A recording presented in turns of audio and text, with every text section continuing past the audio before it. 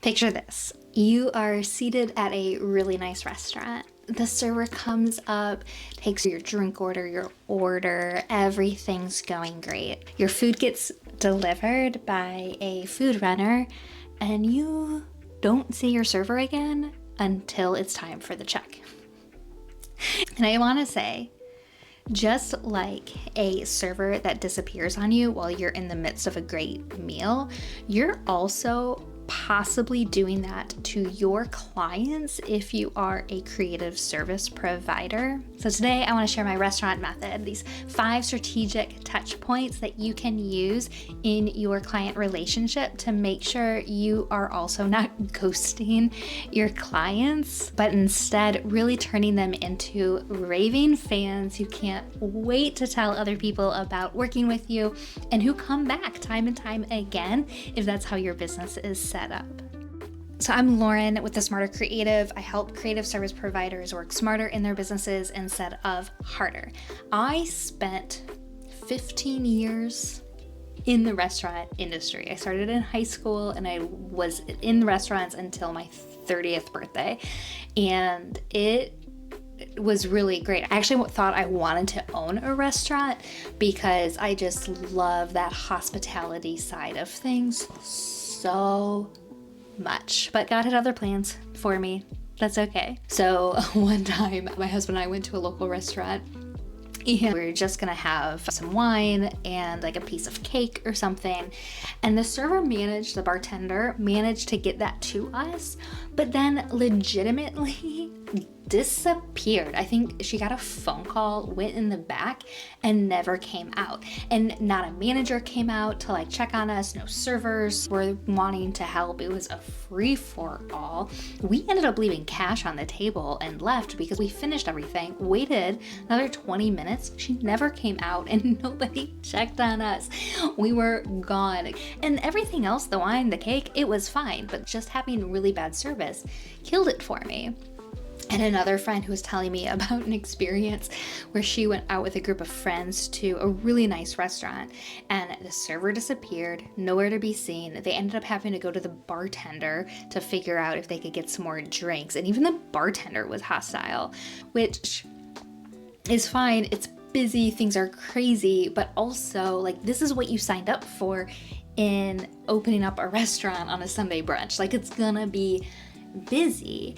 And also with your clients, like this is what you signed up for. You are responsible for their entire experience of working with you. And it's a lot when you're a solopreneur, but I trust with just a few key moments, you really can embody what makes a fantastic restaurant just a great experience overall.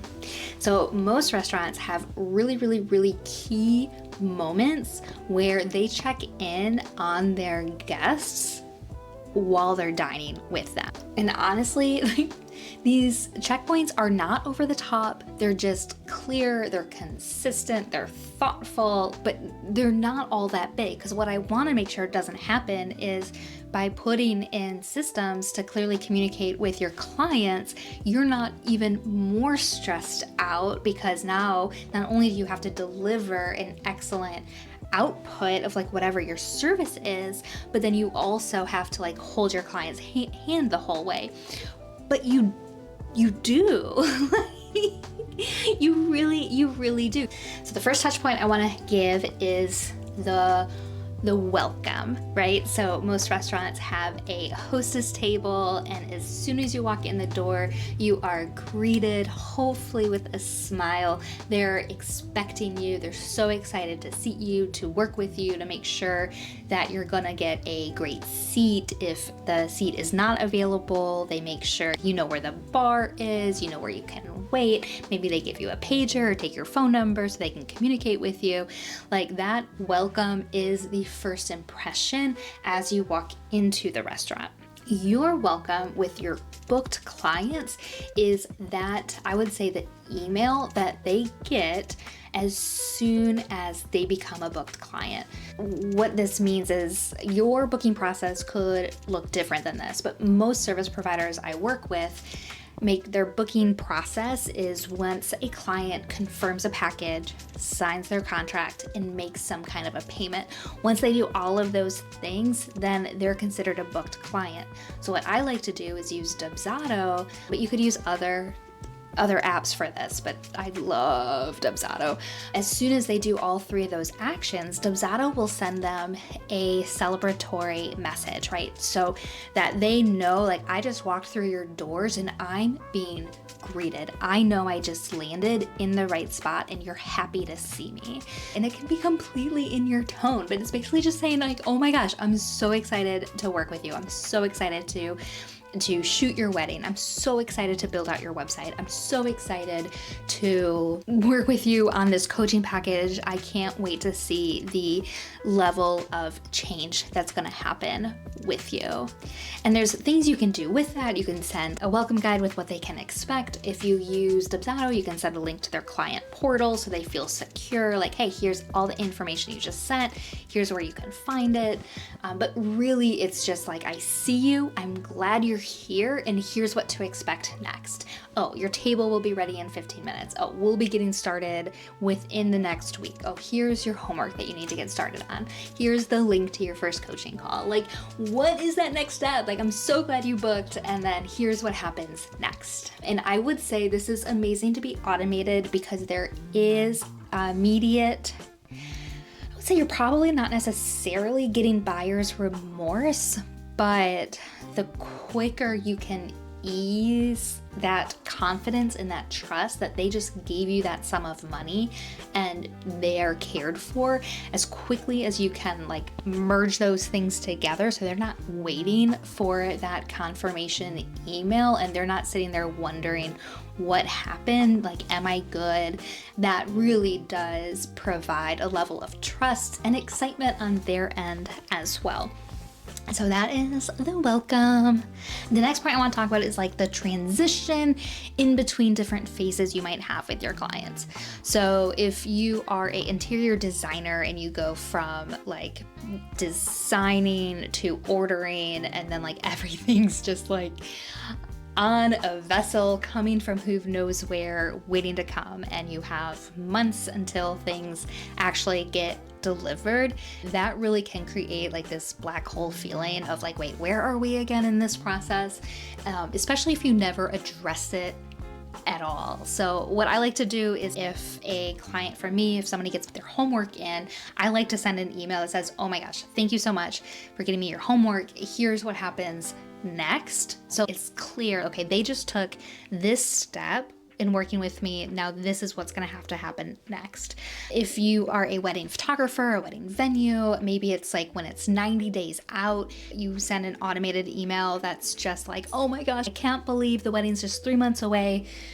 Here's what you should be thinking about this time, or, you know, I'll be in touch in the next month to go to schedule a call to work things out, but just some kind of communication through that gray area where nothing's really happening that the client can see, but you know it's happening. There's things happening in the dark, and we're really just looking to make sure that your client is feeling seen in the midst of working with you.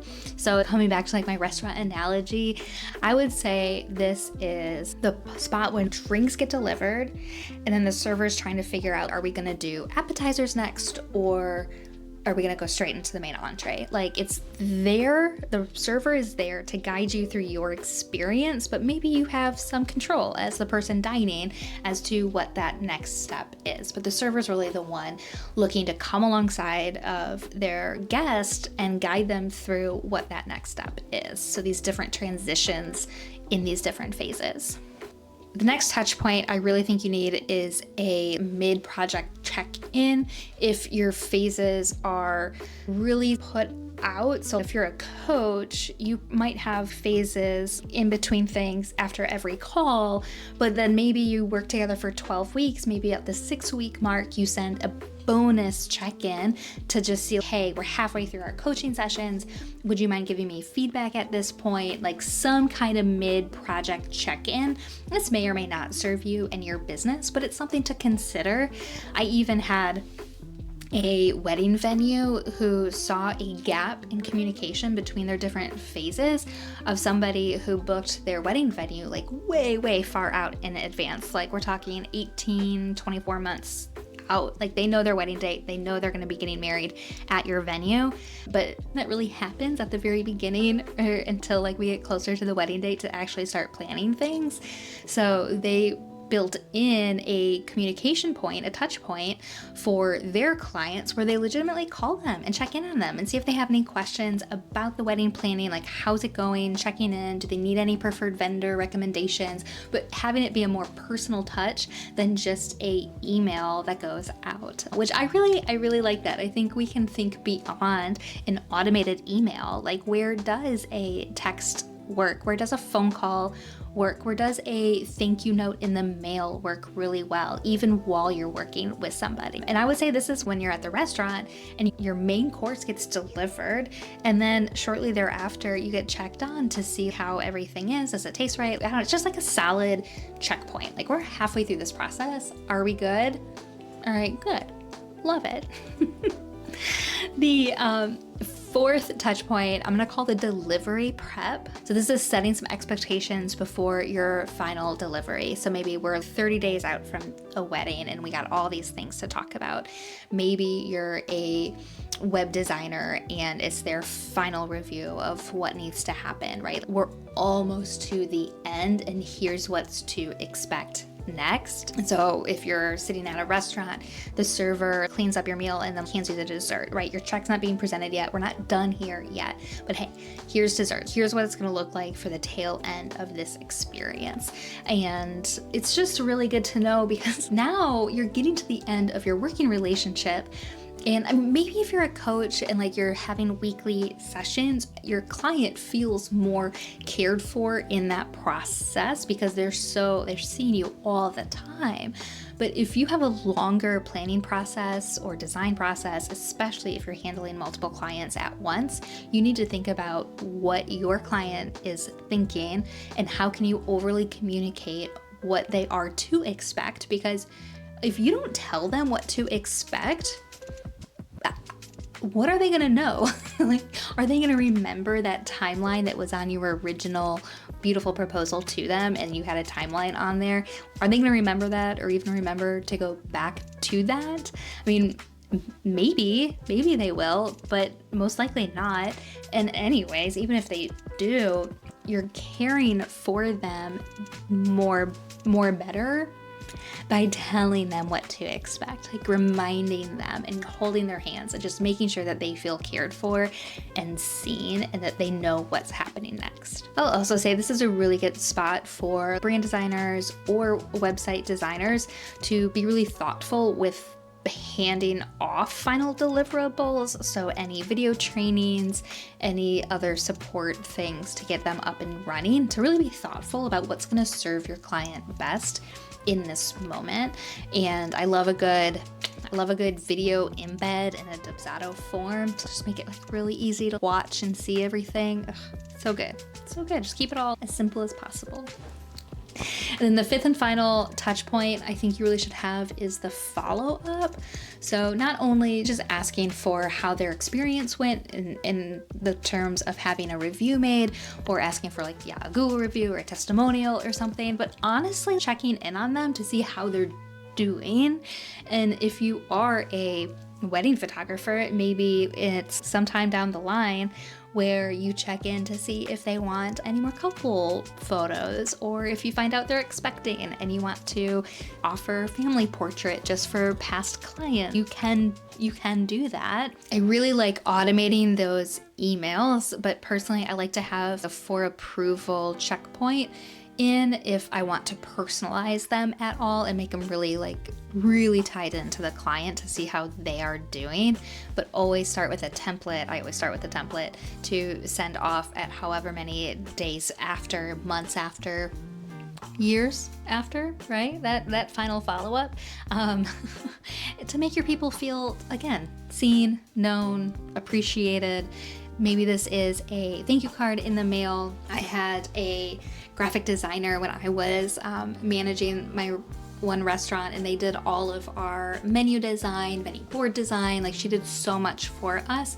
And every Christmas we would get a small Christmas gift of something. Like, she designed gift tags and stuff that she would send out to all of her clients. And it was so sweet and thoughtful. We already had a working relationship with her. It wasn't like we were really going to go in a different direction at any point, because she knew she had all of our stuff. Like, she was easy to work with already. But then on top of that, to make us feel cared for and seen around the holidays was really special, and only made me want to recommend her to other people who might say like, oh yeah, I'm looking for this thing, or even be more prone to recommend, even if somebody doesn't say, oh yeah, I'm looking for a graphic designer for my, restaurant menu, but to just be like I see their restaurant menu isn't great, and I can be like, oh my gosh, you need to work with this person. So there's just things that will make people become raving fans of you and your services above and beyond, that are not over the top and hard for you to do. Again, hopefully, if all the right systems are set up and into place. So with those 5 touch points, I really encourage you to just think of like one of them in your process. Like, if you don't have an immediate gratification type email that welcomes your clients, like, how can you figure out how to send that? That would be my first thing to you.